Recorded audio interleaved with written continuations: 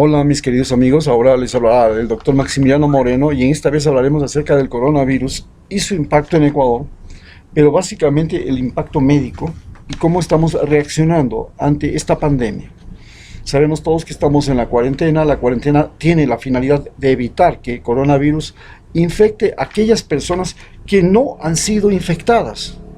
Es por eso que lo que se procura es hacer pruebas en este momento para saber quiénes ya han sido infectados y quiénes no han sido infectados. Los infectados pueden tener dos formas.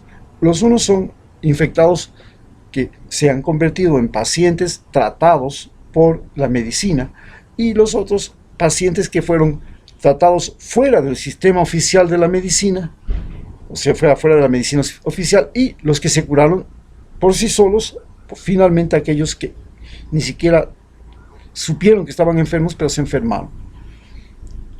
Esto nos hace ver que tenemos un pico en este momento que tratamos de que no suba y que se llegue a una meseta, pero el gobierno de Lenín Moreno y el gobierno del municipio de Quito están adulterando las cifras, como lo han hecho durante toda esta pandemia, con el fin de evitar las protestas en Quito. Y con ese fin le quieren hacer parecer que la ciudad de Quito está en un máximo pico de infección, máximo de contaminación, máximo de peligrosidad. La finalidad no es prevenir la enfermedad. La finalidad fundamental es impedir las protestas, la concentración, las marchas. El alcalde no quiere las protestas porque sencillamente en las protestas de octubre le destruyeron media ciudad. Le costó algunos millones de dólares recuperar los daños que produjeron las protestas y, por supuesto, al gobierno de Lenín Moreno las protestas no le interesan porque las protestas le ponen al frente de la seria posibilidad de tener que utilizar la violencia y producir víctimas mortales, y con eso su gobierno caería en mayor descrédito, y además porque las protestas son contra las leyes y la política que ha mantenido este gobierno desde que empezó y que ahora se han acentuado con las medidas neoliberales impuestas por el Fondo Monetario Internacional y que Lenín Moreno las quiere adoptar como una receta que, al igual que en Argentina, nos está llevando directamente a la misma crisis de Argentina. Así pues, se publica el día de ayer algo que habíamos hablado con ustedes y que ya lo conocíamos, y que era que este virus producía coagulación vascular diseminada. Ese era el mecanismo de muerte. Hoy se confirma que este es el mecanismo de muerte, la forma como actúa. Se le llama entonces que tiene un efecto multisistémico. ¿Por qué es multisistémico? Porque lógicamente la sangre afecta al sistema nervioso, sistema digestivo, sistema respiratorio, sistema renal. ¿Y cómo puede ser que una enfermedad afecte a todo? Porque principalmente afecta a la sangre. Y la sangre se encuentra en todos estos otros sistemas. Es el que nutre de oxígeno y nutrientes a todo el organismo. Esto fue definido hace más de 6 semanas y recién es aceptado el día de ayer, porque Inglaterra, que es el país ahora que tiene más muertos después de Estados Unidos, al hacer las autopsias también descubrió lo mismo que descubrieron los médicos italianos cuando hacían las autopsias de los cadáveres, porque fueron los únicos médicos que se atrevieron a hacer autopsias en los cadáveres de los muertos a riesgo de enfermarse. Los demás no quisieron hacerla y por eso no se llegó a descubrir que era la coagulación vascular diseminada la causa de la enfermedad.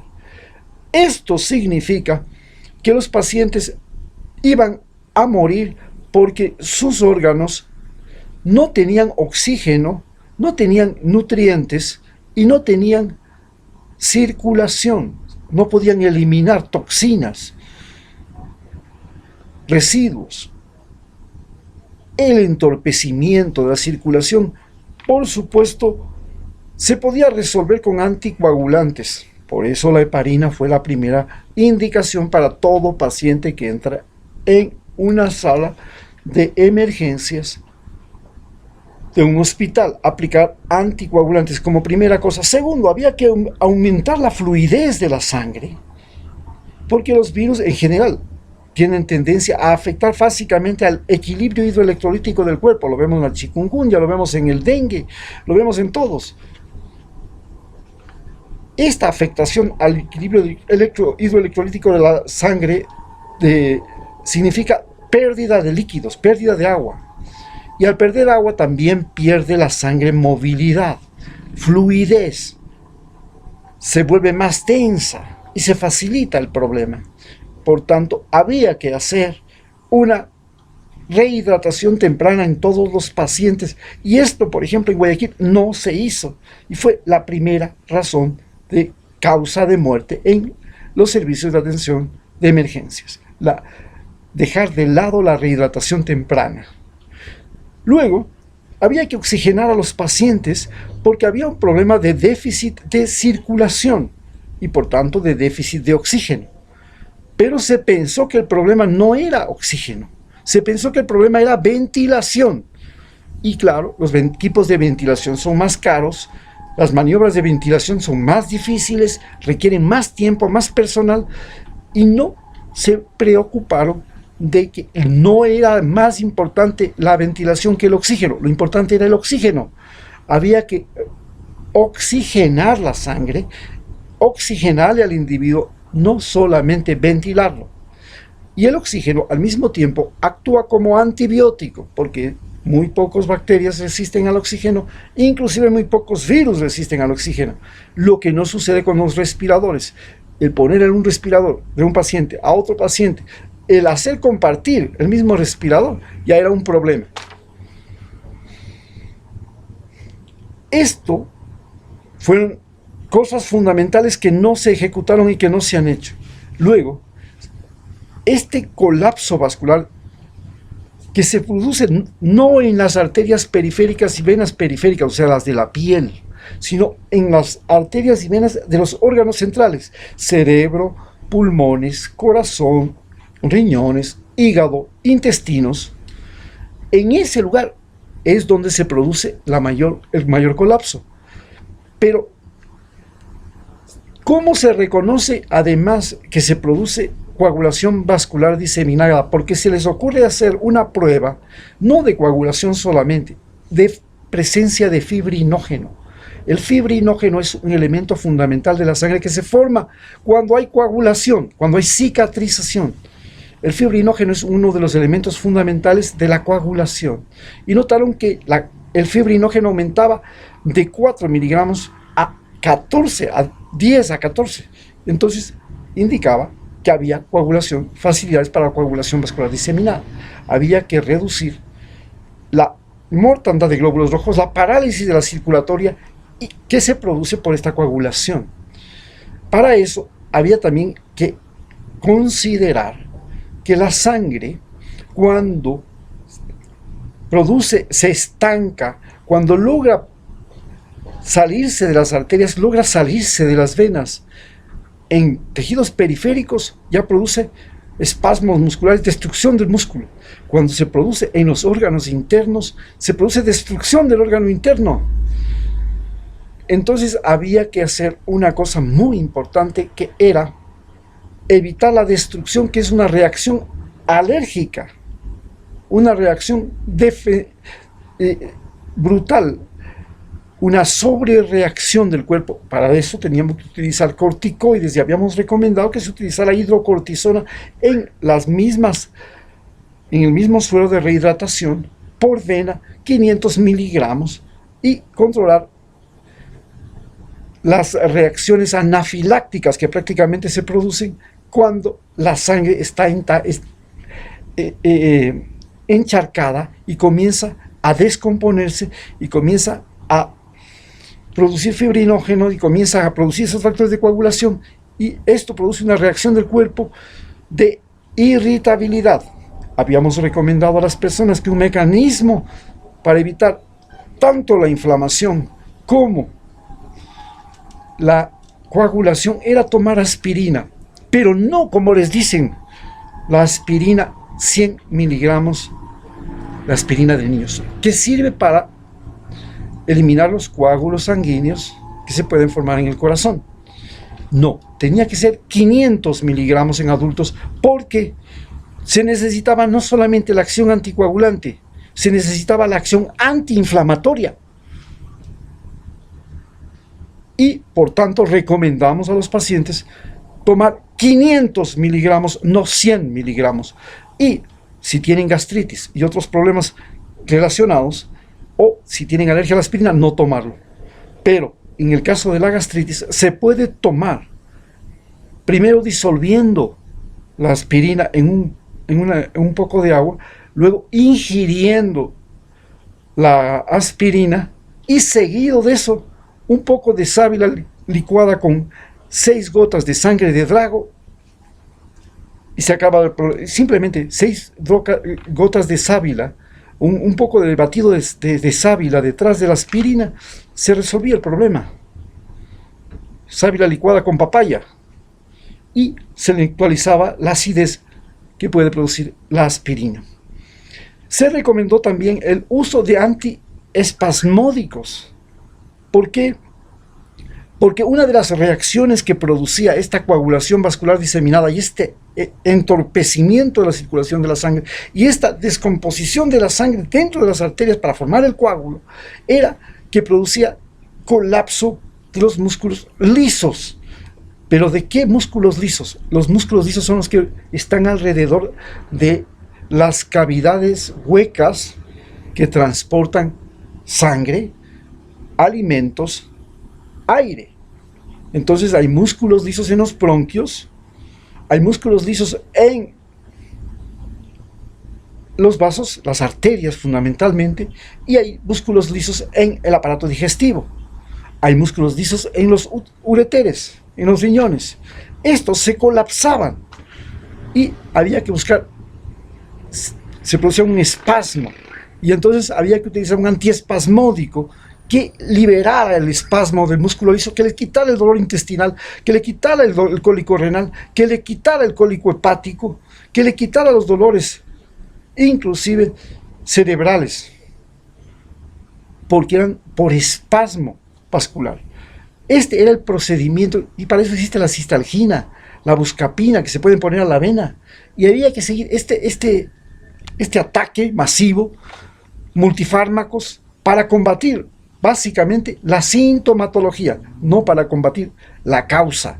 Para combatir la causa había que hacer algo que habíamos recomendado, y es utilizar el plasma de los pacientes que por las pruebas y por el tratamiento se habían demostrado que habían pasado por la enfermedad. Este plasma tenía inmunoglobulinas. Todo paciente que era tratado tenía que haber dejado una muestra de sangre, una pinta de sangre, y todo paciente al que se le hacía la prueba y al que se le detectaba que tenía coronavirus había que pedir una pinta de sangre, por 2 razones. Primero, para disminuir la congestión. ¿Por qué? Porque uno de los problemas era que había congestión circulatoria, se disminuía la congestión.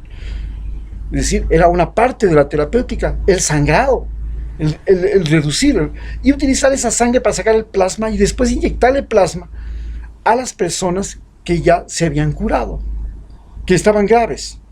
Y de esa manera el plasma, hoy se está sacando una vacuna del plasma, que es simplemente la producción de inmunoglobulinas de manera industrial para inyectarla a los pacientes, a todas las personas que están en hospitalización.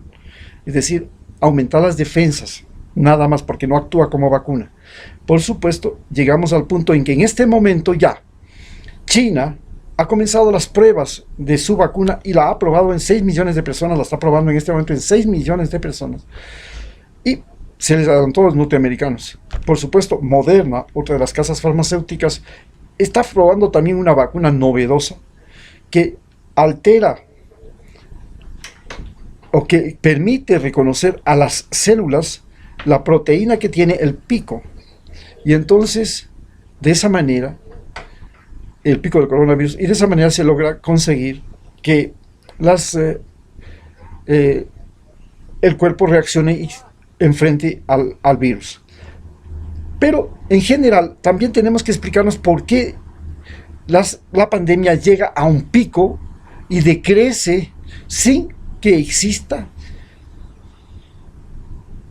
más enfermos, sin que toda la población se haya enfermado y sin que exista vacunas. ¿Cómo se puede explicar que haya una mesa y que después caiga, o que haya un pico y después caiga?